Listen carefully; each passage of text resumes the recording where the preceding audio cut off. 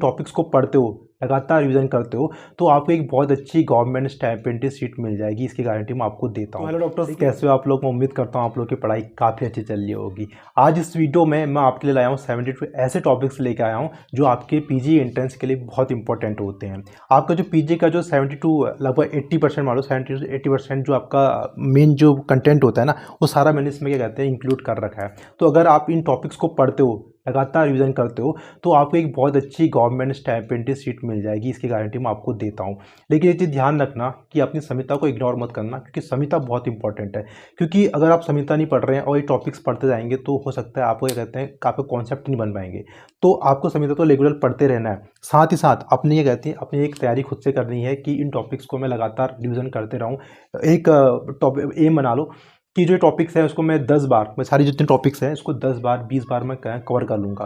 अगर आप इतना कर दोगे ना, तो मैं गारंटी देता हूँ कि आपका एक सिलेक्शन एक गवर्नमेंट स्टाइपेंड सीट में मिल जाएगी। मैं ये नहीं कहता हूँ कि आपको क्या कहते हैं बहुत BHU अय्या मिल जाएगा, लेकिन आपको एक बहुत अच्छी गवर्नमेंट स्टाइपेंड सीट मिल जाएगी। और अगर आप पढ़ाई में बहुत अच्छा तेज हैं, पढ़ाई आपकी बहुत अच्छी है, तो ये जो टॉपिक इसका लगातार रिविजन करोगे ना, तो आपको एक बहुत अच्छा कॉलेज जैसे कि BHU हो गया या जो भी आपका ड्रीम क्या कहते हैं कॉलेज है वो आपको मिल जाएगा। तो चलिए स्टार्ट करते हैं, क्योंकि वीडियो बहुत ज़्यादा लंबी हो जाएगी।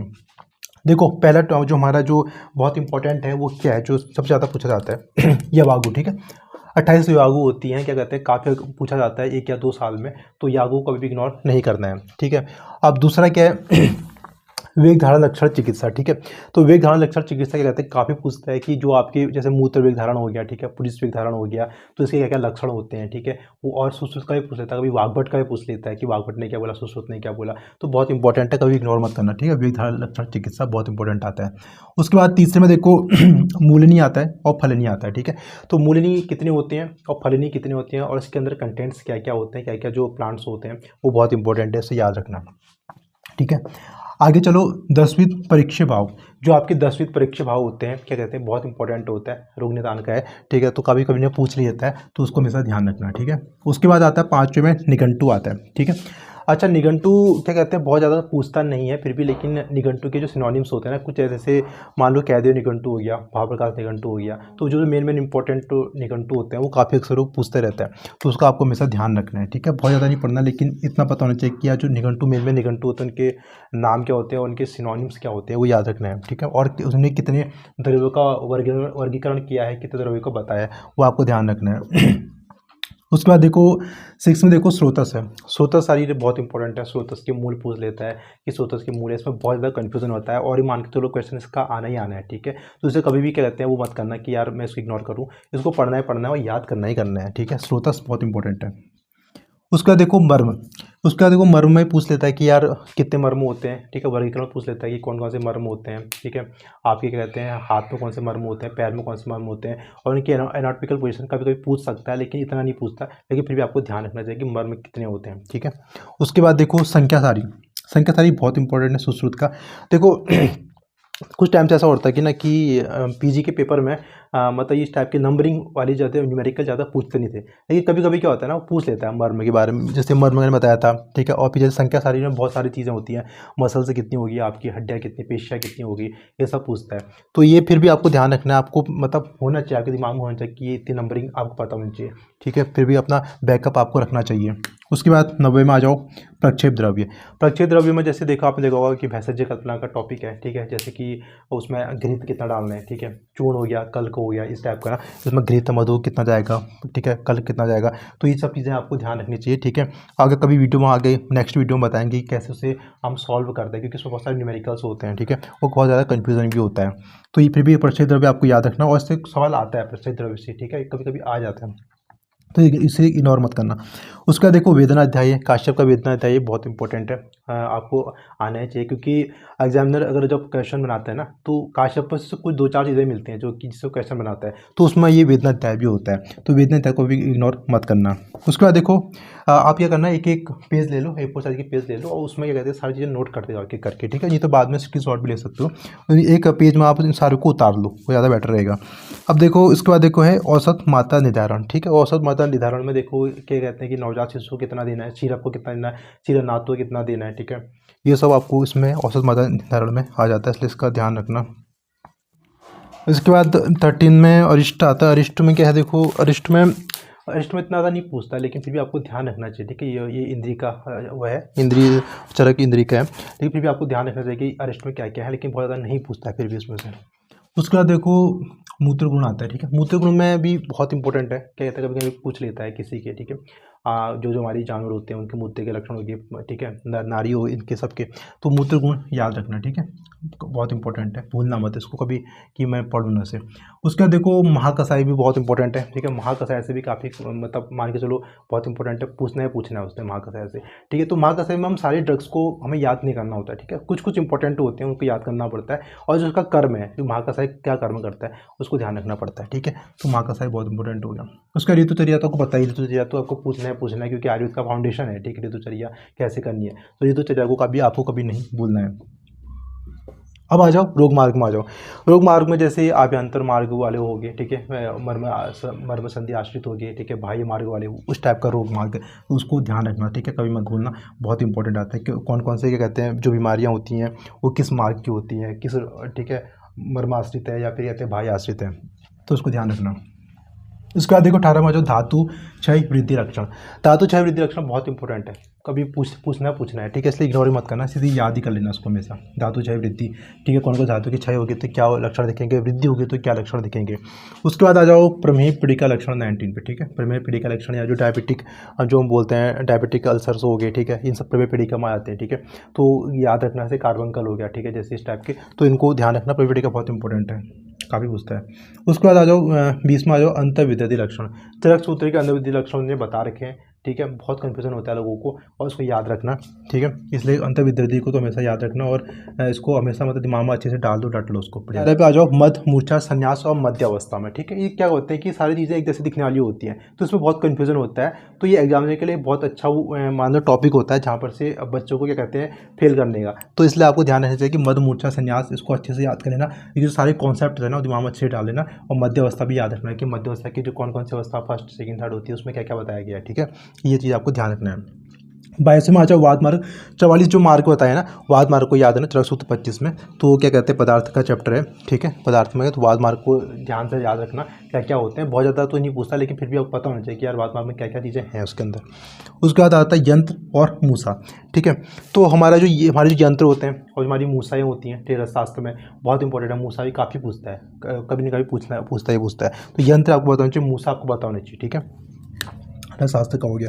उसका औसत सेवन काल, जो हमारे औसत सेवन काल होते हैं, हमारे जो आचार्य ने अलग अलग काल बताए हैं, ठीक है, जैसे सामुदक हो गया, मुर कब लेना है, कभी जैसे मान लो हिक्का हो जाती है तो वहाँ पर हम कैसे लेंगे, ठीक है, तो इस टाइप के, ठीक है, वायु के हिसाब से, व्यान वायु के हिसाब से कब लेंगे, तो ये उस टाइप से औसत सेवन काल आपको हमेशा याद रखना चाहिए क्योंकि बहुत इंपॉर्टेंट है, पूछ लेता है क्योंकि ये क्लिनिकली भी मतलब बहुत ज़्यादा इंपॉर्टेंट होता है, इसलिए 25 में देखो अब आ जाओ, इसमें आ जाओ प्रकृति भेद व लक्षण, ठीक है, जो शारीरिक मानसिक प्रकृति होती है, ठीक है, जैसे मान लो सात्विक होगी, राजसिक तामसिक होगी ना, तो उसके अंदर भी ये कहते हैं जैसे मानसिक का, जैसे हमारे सात्विक के अंदर जैसे ब्रह्मकाय हो गया, ठीक है, तामसिक हो गया, उसके बाद मत्स्यकाय, इस टाइप के ना आपको ध्यान आ रहा होगा, तो प्रकृति भेद इस टाइप के जो लक्षण है ना, प्रकृति भेद और उनके लक्षण है, इसको आपको ध्यान रखना चाहिए।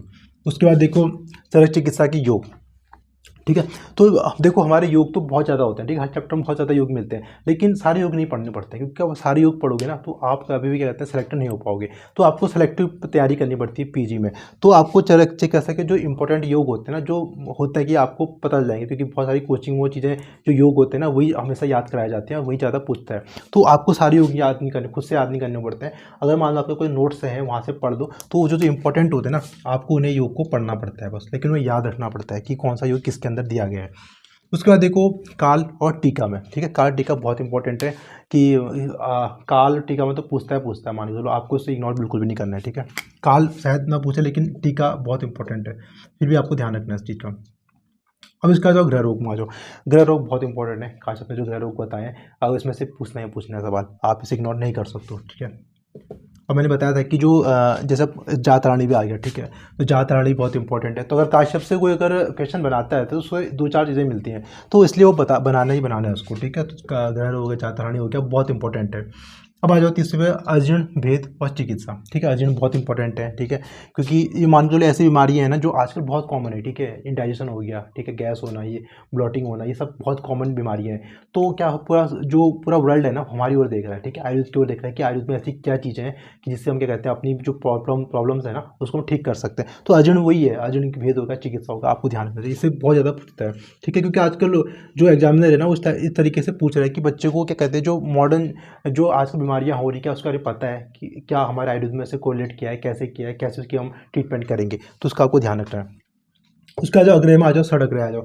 अग्रय बहुत इंपॉर्टेंट है। ठीक है, 57 अग्रय होगी। उसके बाद आपके षड अग्रय भी बताए गए हैं, उनका बहुत इंपॉर्टेंट याद रखना। जो अग्रय में से डायरेक्ट तो नहीं पूछता लेकिन कभी न कभी पूछता है, इसलिए याद होना चाहिए। थोड़ा निमोनिक्स इसकी बनती है और याद हो जाता है, वैसे कोई बार बार रिपीट करोगे तो हो जाएगा, लेकिन फिर भी ध्यान रखना बहुत इंपॉर्टेंट है, षड अग्रय और अग्रय।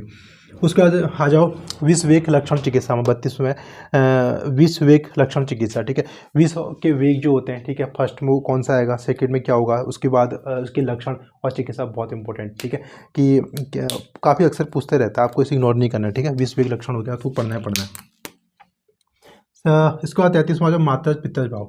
ठीक है, मात्रज पित्तज भाव में जैसे क्या कहते हैं कि आपकी बोन्स कैसे बनती है, उसमें कौन सा भाव होता है। ठीक है, आपकी मांसपेशियाँ होती है किस भाव से बनती है, तो इस टाइप से आपको याद रखना है। मात्रज पित्तज भाव बहुत इंपॉर्टेंट है, भी काफ़ी अक्सर पूछता है। उसके बाद देखो 34 में देखो अंगुली अंजलि प्रमाण। अंगुली प्रमाण किसी का भी देख लो आपको, ठीक है, शरीर का प्रमाण देख लो, या फिर कहते हैं धूम्रपान नेत्र, उसका अंगुली प्रमाण हो गया। ठीक है, अंजलि प्रमाण हो गया, धातु को हो गया, मल का हो गया। ठीक है, आपके दोषों का हो गया। तो ये बहुत इंपॉर्टेंट है, कभी मत भूलना इन चीज़ों को। ठीक है, उसके बाद विष वर्गीकरण। विष का वर्गीकरण जो बताया स्थावर जांगम हो गया। ठीक है, और ये पॉइजन हो गया, मॉडर्न का पॉइजन हो गया, वो इंपॉर्टेंट है। ठीक है, कहीं मत भूलना। कल्पस्थान जो है उसका बहुत वैसे ही इंपॉर्टेंट है, इसलिए आपको ध्यान रखना है। उसके बाद आ जाओ बंद में आ जाओ, शल्य के या फिर रसशास्त्र के। अब जो शल्य में जैसे स्वास्थ्य बंद हो गया। ठीक है, और रसशास्त्र में जो भी बंद बताए हैं, जैसे चलू का बंद हो गया। ठीक है, 26वां। तो ये चीज़ आपको याद होनी चाहिए। ठीक है, बंद आपको हमेशा याद होनी चाहिए, शल्य के और रसशास्त्र के। उसके बाद आ जाओ 37वां आ जाओ यंत्र और शस्त्र। यंत्र शस्त्र बहुत इंपॉर्टेंट आपको पता है। शल्य में क्या कहते हैं 2-4 चीज़ें हैं और उसमें बहुत इंपॉर्टेंट है। यंत्र हो गया, यंत्र की नंबरिंग होगी, शस्त्र कितने होते हैं, ठीक है, और काम क्या है, तो संस्कृत के जो स्टार्टिंग के जो चैप्टर्स है बहुत इंपॉर्टेंट होते हैं। अब आ जाओ 38वां आ जाओ ओज आपद चार लक्षण।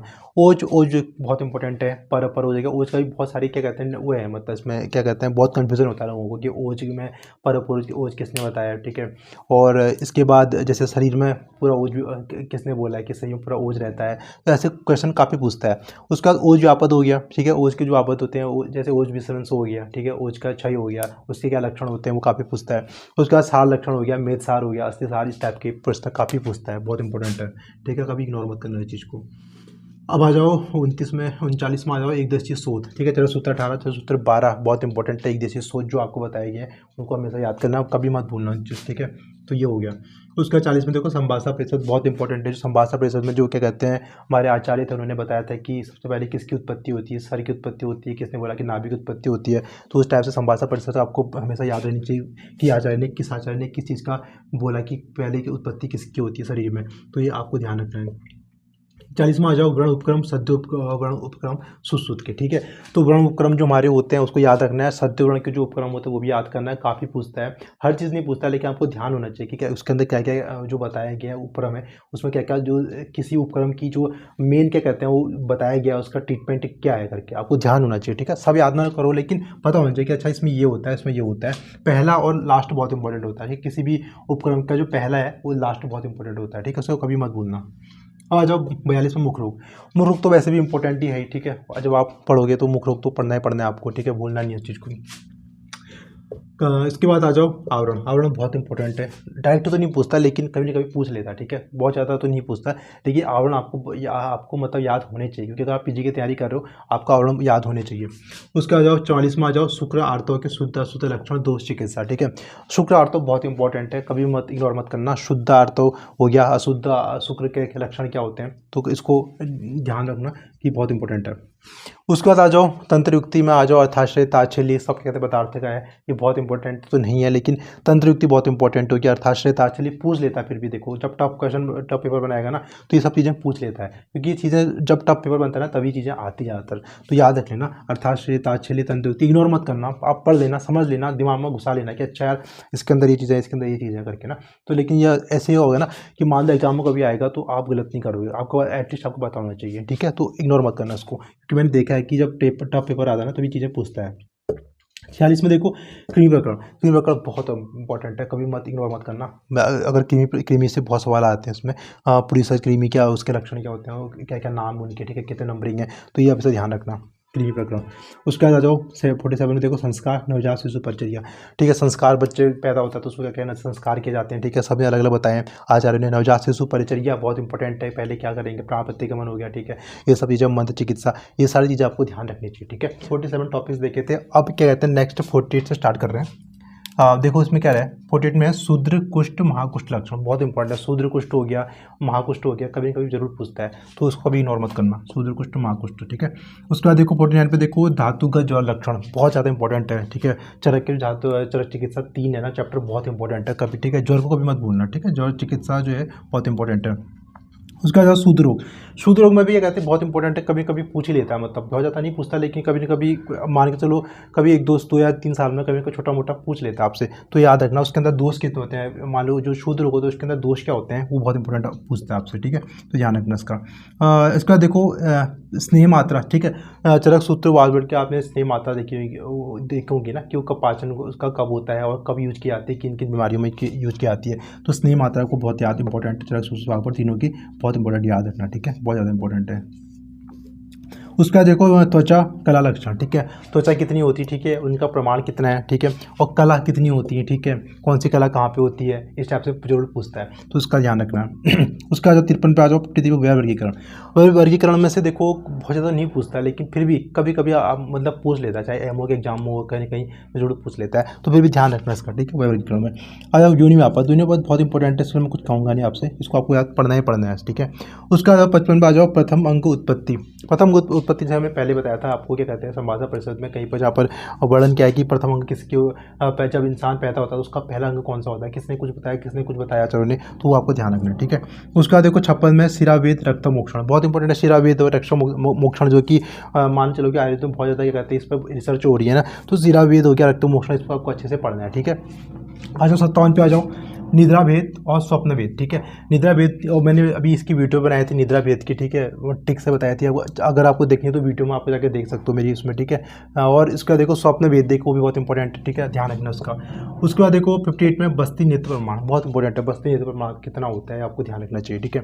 उसके बाद 59 पे आ जाओ नेत्र रोग, नेत्र रोग बहुत इंपॉर्टेंट है, कुछ नहीं कहूँगा इसके लिए मैं, इसको याद करना है। 60 में आ जाओ घृत तक्र दधि, बहुत आता है, इसके कहते हैं क्लासिफिकेशन आता है कि कब घृत के अंदर, तक्र के दधि के अंदर बहुत इंपॉर्टेंट आता है कि दधि को अलग अलग टाइप से बताया गया है कि ना, तो उसको आपको हमेशा ध्यान रखना है, ये बहुत इंपॉर्टेंट है।